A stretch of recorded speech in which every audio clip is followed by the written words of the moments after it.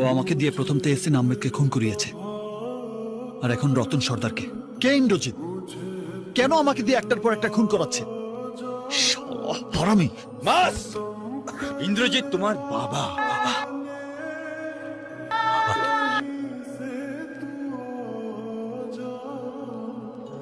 তোমার বাবা মা সিঙ্গাপুরে থাকতো, আমি ছিলাম ওদের ভারতের একমাত্র ফ্যামিলি। তোমার মায়ের স্বপ্ন ছিল দেশে ওদের যে পৈতৃক জমি আছে তা অনাথ আশ্রমকে দান করবে। তাই রেজিস্ট্রেশনের সব বন্দোবস্ত করে আমি ওদের ভারতে আসলাম।